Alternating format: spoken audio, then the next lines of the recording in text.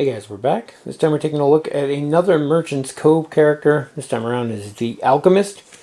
And the Alchemist is going to be brewing up all sorts of potions, small and large, to sell to the various people coming in on the boat. Inside here we get a close-up of her board. You can see all sorts of stuff going on up here. The top corner up here is your activate and higher staff buttons, which you're probably not going to be using that often at the beginning here. We have the decanter in the middle, which is filled with marbles, as you can see here. And then we have three different options that correspond to rows across on those. We'll get to that in just a minute. Down here we have our brew, which is what you're going to be using to make the various potions. These down here are your cauldrons. You're going to be filling these up with the marbles in different combinations as listed below here in order to make your various potions. Over here you have the toxic waste cauldron, which is where you're going to be sending the black Ichor or wild card marbles to. If they ever get 5 or more, or 4 or more of these, in there, you're going to start taking corruption from those. And then there's an option above that to clean those out. That's pretty much it. She's relatively straightforward when you think about it, and it's kind of a mini potion explosion thing, as most people have compared it to. But say on our first turn, and this is already set up, I just noticed. I did draw these random, so that's kind of funny, but you get to choose where you want to go. There's nothing to clean, so there's no point in going here. There's nothing to brew, so there's no point in going here. So your options really off the bat are to hire staff, which I don't tend to do, especially very early on. That's something I do later on if I just have extra time near the end of a round or something. That's totally up to you. So you have your different options of which cauldrons you want to pull from, or which row you want to pull from. So if you pull from the top row, it only costs you 1 hour, but you also get a corruption. You pull from the middle or bottom row, it costs you 2 hours. So for this, just because it's set up perfectly for this, we're going to take our bottom row. So we look across our bottom row. You have to pick one of these two colors. So we have red or yellow. And you get to choose every one of that color and every one of that color or black, because black or wild can count as any color, that fall into that location. So just how we have it set up here, we're going to take yellow. So we get our yellow here. Oops, I'm trying to do this one-handed. Which falls down, now we have a black, so we're going to take the black. It falls down, now we have a yellow, we're going to take that. And that falls down, now we get a black. So we made a huge pull right there and got 2 yellows, 2 black. We're going to distribute these however we want among our cauldrons down here. Keeping in mind that you never want to put 3 black in the same cauldron. If you get 3 black in one cauldron, they explode, all the blacks go over here, and it's basically wasted. So we're going to spread those out. And we have lots of yellow here, so we're going to put 1 yellow with each of them. And the black can mimic any other color, so we basically have 2 yellow here, 2 yellow here. 2 of the same kind will give us a small good. 2 of the same kind and anything else will give us a large good, so we could do that and get a large yellow out of it. I like this setup better though, because we're still open for anything. And then over here we have any 3 will allow us to drop this Ichor, basically up here, goes down into one of the spots, becomes a permanent wild, and unlocks the sponsorship above it. So right there we're set up to make 2 small yellow goods, or we can get extra stuff and go from there. That cost us 2 hours, and of course at the end of our turn, we're going to draw marbles equal to however many we just used, one at a time, and drop them back into the decanter there.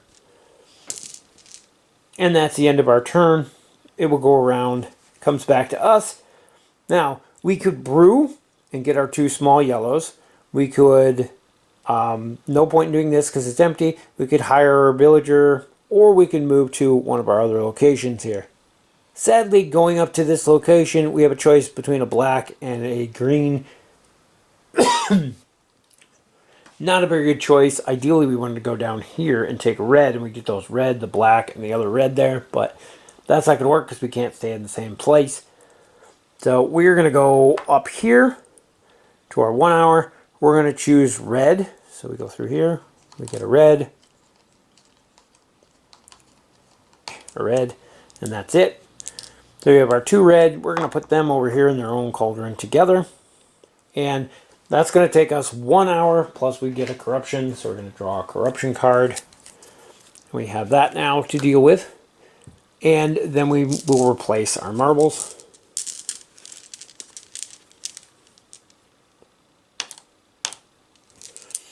And that would end our turn again. Wait for it to come back around to us. And we're starting to get some nice stuff set up here. This is all going to depend on what's coming in on the boats too. If you see guys headed towards the middle dock, say we got some yellows that possibly headed towards the middle dock, these small items might be a good idea. Alternatively, we already have 2 of the same here. Any more item in there will give us a red large item.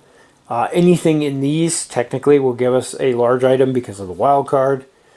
So it's really totally up to what's on the board and what's in play as to what we want to do here. So we're going to go down here, spend another 2 hours, and this is the part that takes the longest amount of time with the Alchemist, is setting these up. We're going to take our red. We're going to take the black that fell down. And that's all we're going to get. But now we can do whatever we want here. So we already have 2 of the same. Any one thing in here will give us a large red good. Maybe we want small red goods because of what's coming in on the boat. So I think that's what we're going to do. We're going to go here and here. And we're going to put this one over here. And then we're going to load up our decanter again. And this is a totally an example. Like I said, it all depends on what is currently going on the board as to what you're going to put where. It's going to swap up your options of what you're doing. There's also a cute little cheat sheet right here. It tells you exactly how many there are of each color because there's different amounts of each of the colors. That way you can tell by at a quick glance of what's out here, what you may draw out of the bag. So that's kind of helpful too. So it goes around again, it comes back to our turn. And I think we're going to do a brew action this turn because we want to get some items up on our staffs board here, or up on our sales board here to sell. So we go down here. There's only 1 hour to make things, which is actually really nice for this character. So this 1 hour action allows us to brew all of our cauldrons. So you have all 4 of these cauldrons here. So we look at this one. We have 2 of the same. That makes a small item. So we're going to make a small red potion. Then here, again, 2 of the same, makes a small red potion. If I can find a red one. That's green.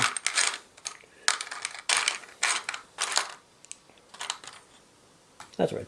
And then we got here, so we have 2 yellow and a wild. The wild can be anything, so we're going to make it a yellow. We have 2 yellow. That allows us to make a small yellow.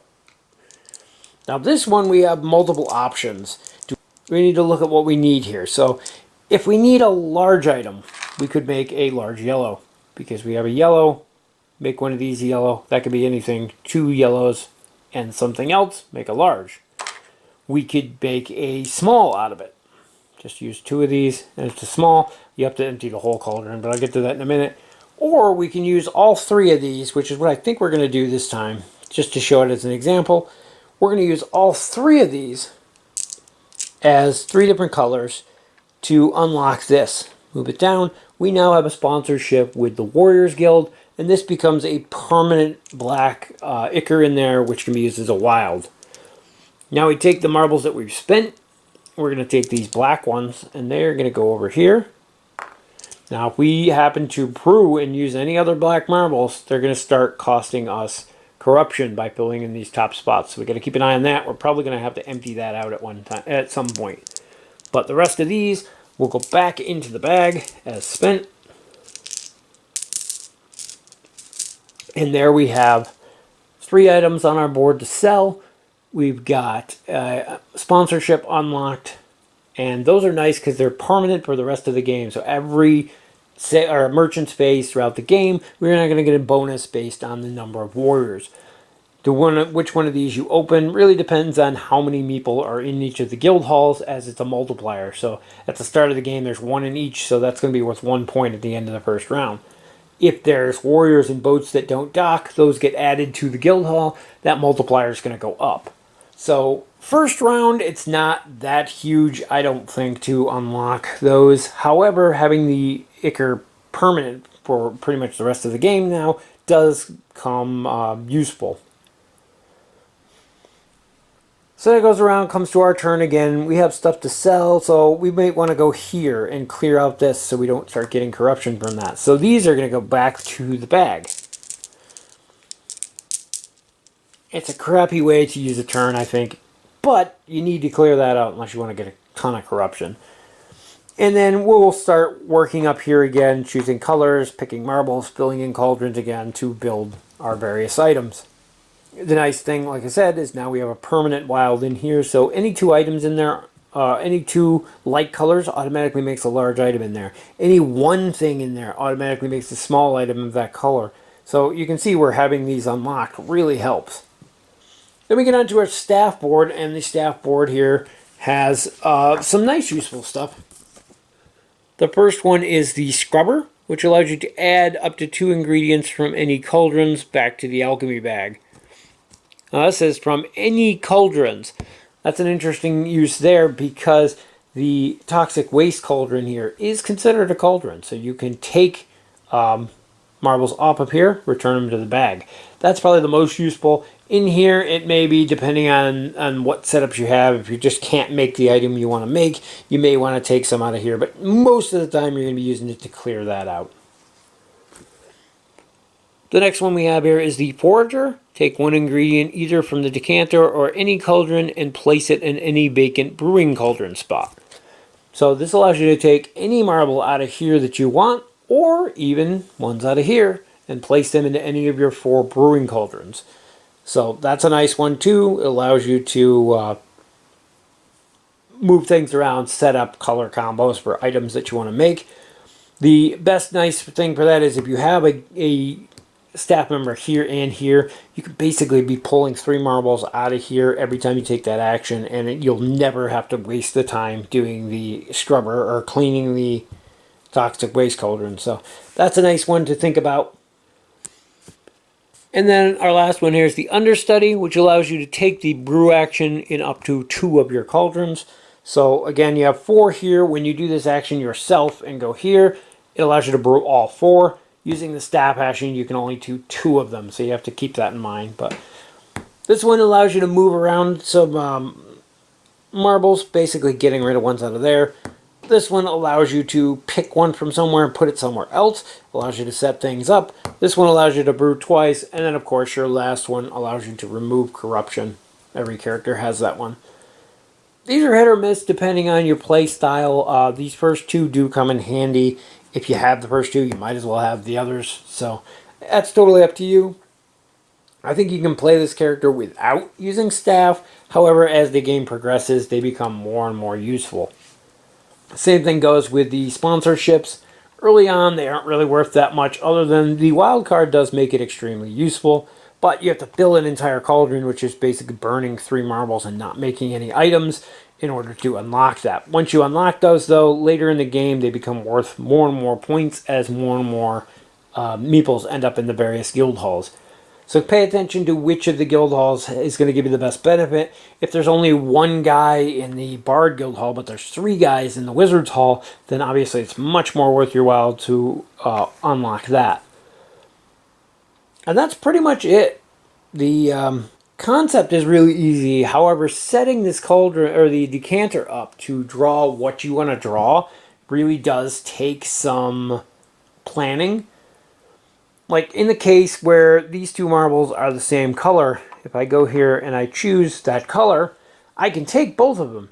However, the order which I pick them is not set. So looking at the way this is set up, it's not going to do us any good right now. But if I were to say I want to take this one first, that red's going to fall into this side. If I take this one first, the red's going to fall into that side. And you can use that knowledge to set up future turns based on what's higher up to set up big combos where you can pull out lots in one turn. And that's really what you want to go for, because these all, well, except for the top one, these take 2 hours to do.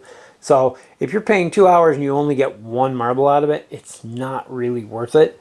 But 2 hours and getting 4 or 5 that you can use to fill up stuff really becomes worth it. And that's what you want to be doing. You want to be using these to the best of your advantage to set this up so that you can make those big turns. And occasionally it may be worth taking the top action here, getting the corruption card in exchange for being able to set that up a little bit. Ideally, you want to try to be able to make something in all 4 cauldrons before you go and you take your brew action to get the most out of that. Keep in mind how many black marbles you have down here that are going to go over here, though. As soon as you hit that 4 mark, 4, 5, and 6, you will start taking corruption, so keep that in mind. And yeah, it's a cute little mini game. I like the Alchemist. My son actually loves this character. I think he's played it every time we played the game. And it's possible to rack up quite a bit of score. I think in the first game he played, he did very well. The last game, he unfortunately had nothing really set up. He was still working to set things up. And everybody else was pulling 2-hour moves, 2-hour move, 2-hour move. And we blew through the first day so fast that unfortunately he didn't have anything set up to sell. There was nothing on his sales shelf on the first day. And he just got screwed over on that. The second and third day, he made so many points, he actually came back and passed his sister and was not in last place at the end, surprisingly having a 0 scoring first day. So it can be a very powerful character if you can set things up. If you fail to set things up, though, you can get slammed pretty hard, unfortunately. As with all of them, though, it seems pretty well balanced. Most of our games have been within, I want to say, 20 to 30 points of each other. And usually it comes down to the corruption cards that make up. I will say my only real complaint about this character is the decanter itself. And I mentioned it in the other video, is that this little piece here that holds us up is literally only held on by a tiny piece of paper. And after several uses, you can already see it's starting to show wear there. And it should have had like an L bracket or something that snapped on there to reinforce that, to make it stronger. I may even put a piece of tape or something on the sides. But it fits. There's a little notch here for the base on the board, and then the top fits into this little slot here, which holds it okay, but if this gets pushed upward, it tips over, all the marbles dump out. It drives me nuts.